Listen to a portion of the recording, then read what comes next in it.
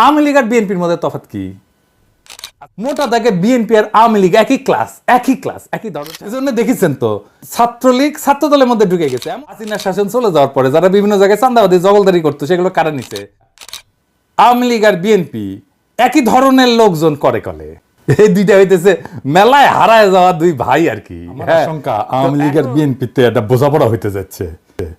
আমরা কিছু ঘটনা দেখব যেখানে আওয়ামী লীগ আর বিএনপির সুর একই, কিছু ক্ষেত্রে দেখবেন পতিত আওয়ামী লীগ বিএনপির পজিশনকে সাপোর্ট করিচ্ছে। আমরা শুনে নিই হাসান মাহমুদের বক্তব্য। সে বলতেছে বিএনপির সাথে কোনো কোনো ক্ষেত্রে একমত, আরো বলতেছে বিএনপির সাথে তারা গণতন্ত্র পুনরুদ্ধারের আন্দোলন করবে, তারা বিএনপির আওয়ামী লীগকে নিষিদ্ধ করার পক্ষে না। মির্জা ফখরুলও বলছেন রাজনৈতিক দলকে নিষিদ্ধ করার আমরা কারা? আপনারে তো নিষিদ্ধ করতে কয় নাই, আপনি কইরেন না, অন্যদেরকে করতে বাধা দিচ্ছেন মানে আপনারা আওয়ামী লীগের পক্ষে, ঠিক কিনা? আবার জাতীয় পার্টিও নিষিদ্ধ করার দাবি নাকি চক্রান্ত। তবে উনি কখন কি বলতেছেন সেটার কোনো হিসাব থাকে না। তাই উনি একটা কথা বললে তারপরেই উনার কথা নিজের কথাকে উনি কন্ট্রাডিক্ট করতেছেন। উনি বলতেছেন রাজনৈতিক দলকে নিষিদ্ধ করার আমরা কারা, তাই না? মানে এই বিষয়ে ওনারা কথা বলার কেউ না, তাই না? এই ব্যাপারে উনাদের কোনো মত নাই, তাই তো? আবার দেখেন কি বলতেছেন, রাজনৈতিক দল নিষিদ্ধ চায় না বিএনপি। এখানে কিন্তু জনগণ নাই, জনগণ বাদ চলে গেছে, ওটা বিএনপি দিয়ে প্রতিস্থাপিত হয়েছে। তার মানে বিএনপি রাজনৈতিক দল নিষিদ্ধ চায় না, একবার জনগণের কাঁধে চাপাই দিল। আমরা কারা নিষিদ্ধ করার, এটা জনগণ করবে। আবার তার নিজের দল বলতেছে আমরা নিষিদ্ধ চাই না, জনগণ নাই। তার মানে আপনি তো নিষিদ্ধ চান না, তাই না? মানে আপনার শক্ত মত আছে সেটা আওয়ামী লীগের পক্ষে, তো স্বীকার করতে হবে। শুধু তাই না, ছাত্রদল হয়ে উঠছে ছাত্রলীগের পুনর্বাসন কেন্দ্র। দেখেন ছাত্রলীগের চিহ্নিত গুন্ডারা ছাত্রদল হয়ে মিছিল করতেছে। হ্যাঁ ভাই, আপনাদের লজ্জা লাগে না? আরো আছে বিএনপির মাহমুদ্দিন খোকন, সিনিয়র নেতা গলে, আইনজীবী নেতা, সুব্রত চৌধুরী, কামাল হোসেন, তারপরে সৈয়দ আনোয়ার হোসেন, যে ইতিহাস বিকৃতিকারী এবং আওয়ামী লীগের 1 নাম্বার লেসপেন্সার, লুকাইছিল কলে, আবার সরব হচ্ছে। এখন বলতেছে অনির্বাচিত সরকার সংবিধান সংশোধন করতে পারে না। জি পারে না, সেজন্য আমরা এটা ছুঁড়ে ফেলে নতুন সংবিধান রচনা করতে চাইছিলাম। আপনারা বুড়া খ্যাটাসগুলো বাধা দিলেন কেন? বালের একটা সংবিধান বানাইছেন, তাও টুকলি ভাই কইরা, তাই নিয়ে ভাবেই আম্বিয়া হাসিনার ছবি মাটিতে ফেলায় মুতে দিছিল না ছাত্ররা ঘিরা ধইরা, দেখেছেন না?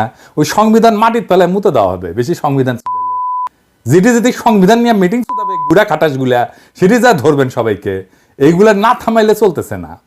আবার কেমন ফাজলামি দেখেন কয়ে রাখি, জামাতের আমির কইছিল যে আমাদের সংবিধান রচিত হয়েছিল ভারতের মাটিতে। এটা প্রতিবাদ করিছে কে? সংবিধান প্রণয়ন কমিটির পরিবার সদস্যরা। বুঝেছেন? কোন রাজনৈতিক দল না, কোন গ্রুপ না, যারা সংবিধান লিখিছে টুকলি ভাই করিছে তার পরিবারের সদস্যরা। হ্যাঁ বুঝছে, কোটা, পরিবার কোটা। এই সংবিধান কি পারিবারিক সম্পত্তি নাকি রে বালছিন? ফাজলামি এগুলা। হাসিনা যেমন বাংলাদেশকে পারিবারিক সম্পত্তি বানাইছিল, এরাও সংবিধানকে পারিবারিক সম্পত্তি বানাইছে। তো এই পারিবারিক সম্পত্তিকে কেন দেশের জনগণকে টেনতে হবে? যাই হোক, ফিরে আসি আওয়ামী রাজনীতির পুনর্বাসন প্রসঙ্গে। কেন বিএনপি আওয়ামী রাজনীতির অবসান বা নিষিদ্ধ চায় না, এমনকি চায় পারলে তাদেরকে পুনর্বাসন করে? এইখানে বিএনপির রাজনীতিটা কি? রাজনীতির একটা গুরুত্বপূর্ণ অংশ হইতেছে শত্রু চিহ্নিত করা। তো এখন যেমন আওয়ামী লীগ চাইতেছে শত্রু হিসাবে বিএনপি যেন তাদেরকে সিলেক্ট করে, তাদেরকে পছন্দ করে, এবং বিএনপিও সেটাতে সায় দিতেছে মনে হইতেছে। এমনকি হাসিনার হাতে বিএনপির হাজারো শহীদ, তার রক্তকেও বিএনপি আমলে নিতেছে না। এটার মাঝে যা কি, কেন বিএনপি এটা করতেছে? এটা বুঝতে হলে বাংলাদেশের রাজনীতির ন্যারেটিভ দিয়ে বুঝতে পারবেন না। এইটার বুঝতে হলে কালচারাল, ক্লাস, ইডিওলজি এগুলো দিয়ে বুঝতে হবে। আওয়ামী লীগ আর বিএনপির মধ্যে তফাৎ কি? আছে কোনো তফাৎ? খুব বড় কোনো তফাৎ আছে? না, নাই। মোটা দাগে বিএনপি আর আওয়ামী লীগ একই ধরনের লোক করে। মানে যে আজকে আওয়ামী লীগ করেছিল সে যদি কালকে যে বিএনপি করে খুব বেশি অসুবিধা হবে না কলে। অ্যাটলিস্ট লিডারেরা একই ক্লাস। সেজন্য দেখেছেন তো ছাত্রলীগ ছাত্র দলের মধ্যে ঢুকে গেছে, এমনকি ছাত্রলীগ ছাত্র ইউনিয়নের মধ্যে ঢুকে গেছে।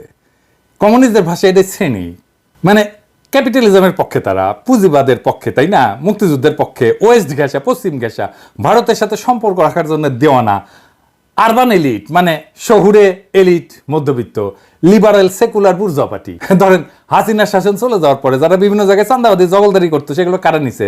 শুধু আপনারা জানেনই, আমি ওইগুলা বলে তিক্ততা বাড়াইতে চাই না। তাহলে বুঝেছেন তো এই দুইটা আওয়ামী লীগ আর বিএনপি একই ধরনের লোকজন করে কলে, বুঝছাও? এই দুইটা হইতেছে মেলায় হারায় যাওয়া দুই ভাই আর কি। হ্যাঁ, তো এখন বিএনপির ডর, এটা বিএনপির ডর শুধু না, এটা ভারতেরও ডর, ভয়, এবং আমেরিকার পশ্চিমেরও ভয়। সেটা হইতেছে ইসলামপন্থীরা এরা উঠে আসতেছে, আর যদি সাথে লীগ না থাকে বিএনপি এটা একলা সামলাতে পারবে না। তো এটা দেখে আমার সেই জিয়ার আমলের একটা কথা মনে পড়তেছে। আওয়ামী লীগ তো 1975 সালে শেষ হয়ে যায়, কিন্তু ওই সময় 1975 সালে পরে জিয়াউর রহমানও আওয়ামী লীগকে তার পলিটিক্যাল এনিমি হিসেবে, শত্রু হিসেবে সিলেক্ট করছিল। কেমনে জানেন? তখন তো বিএনপি অবশ্যই জিতত, বিরোধী দল হয়তো খন্দকার মুস্তাকের পার্টি, কিন্তু মুস্তাককে জেলে নেওয়া হয়। মুস্তাক কিন্তু খুব সৎ মানুষ ছিল, সৎ রাজনীতিবিদ ছিল, খুবই ন্যাশনালিস্ট একজন ভালো মানুষ ছিল, বুঝছাও? ওরে 76 সালে জেলে নেয় জিয়াউর রহমানের সরকার, সার্কিট হাউসের কাপ প্লেট চুরির অভিযোগে, মানে তার কিছুই পায়নি। এটা সারা হয় 78 সালে 16 ডিসেম্বর উপলক্ষে। তার 7 সপ্তাহের মধ্যে নির্বাচন অনুষ্ঠিত। নির্বাচনের উনি দল গুছাবেন কখন? জেলে দল গুছাবেন কখন আর নির্বাচন করবেন কখন? খন্দকার মুস্তাক যেন দল গঠন করতে না পারে সেজন্যই তাকে 76 সাল থেকে জেলে নেওয়া হয়। জাসদের মূল নেতাদেরকেও জেলে রাখা হয়। জাসদ 8টা আসন পাইছিল, 39টা আসন পাইয়া আওয়ামী লীগ বিরোধী দল হয়। খন্দকার মুস্তাক যদি বেড়ে থাকতো না তাহলে কলে আওয়ামী লীগ বিরোধী দল হইতে পারতো না। খন্দকার মুস্তাক দল করে নির্বাচন করতে পারলে আওয়ামী লীগের অবস্থানটাই উনি নিতেন। কারণ কি? আওয়ামী লীগের ভোটের বেশিরভাগই তো উনি পাইতেন। উনি তো আসলে আওয়ামী লীগার। উনার ভোটারেরা মুসলিম লীগকে ভোট দেয়, 20টা আসন পায় মুসলিম লীগ ওই নির্বাচনে।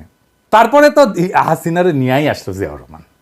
তারপরে লীগ আরো বড় দল হইতে তো সাহায্য করছে, এটা তো বিএনপি সাহায্য করছে। সেই জামানায় জিয়াউর রহমান যে চিন্তা করছিল, যে পলিসি নিছিল, সেইটা আজকার বিএনপির চিন্তারে হালাল করতে পারে না। কারণ এখনকার পলিটিক্যাল সিচুয়েশন এমন যে আওয়ামী লীগের পলিটিক্যাল জমিন দখল নিতে ছাত্ররা আছে তো। আর ইসলামপন্থীদের ব্যাপারে বিএনপি যে হিসাব করে, ওয়েস্ট যে হিসাব করে, এমনকি ইন্ডিয়া যে হিসাব করে, সেই হিসাবটা ভুল। জামাতের রাজনীতি যে আসলে লিবারাল বুর্জোয়া রাজনীতি, এটা বুঝতে পারবেন। জামাতের রাজনীতিটা আসলে কি?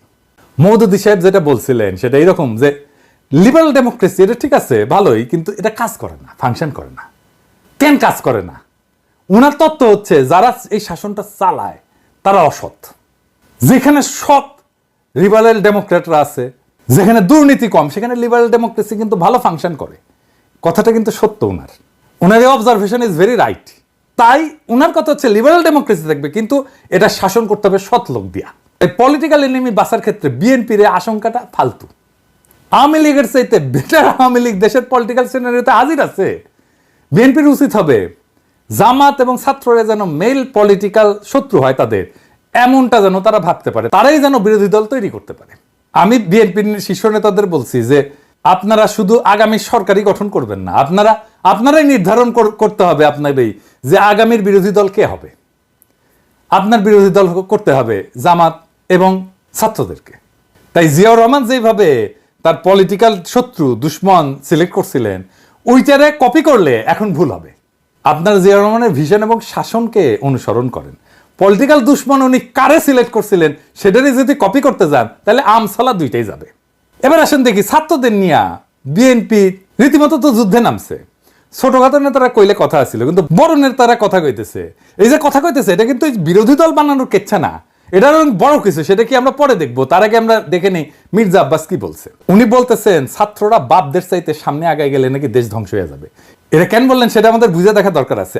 সমাজ সভ্যতা সম্পর্কে আপনার এই বক্তব্য এটাই বুঝাইবে যে সমাজ সভ্যতা এগুলো অগ্রসর হওয়া সম্পর্কে আপনার আন্ডারস্ট্যান্ডিং খুব দুর্বল। সন্তানকে তো বাপের চাইতে আগায় থাকতে হবেই। বাপের চাইতে সন্তান স্মার্ট, অগ্রসর, মেধাবী, কর্মঠ না হইলে সমাজ সভ্যতা আগাই বেঁকে কেমনে? আব্বাস ভাই, আপনারে কই, দুনিয়াতে দুইটা পরাজয় গৌরবের, একটা ছাত্রের কাছে পরাজয় আর একটা সন্তানের কাছে পরাজয়। আপনার পোলা যদি আপনারা পরাজিত কইরা ফেলেন, এর চেয়ে বড় গৌরব তো পিতা হিসেবে আর কিছু হইতে পারে না রে ভাই। আপনি তো নিজে বলছিলেন 28 অক্টোবর মৃত্যু ভয়ে দাঁড়াইতে পারেন নাই, বলেন নাই অন্যরকম হইতো সিনারিও।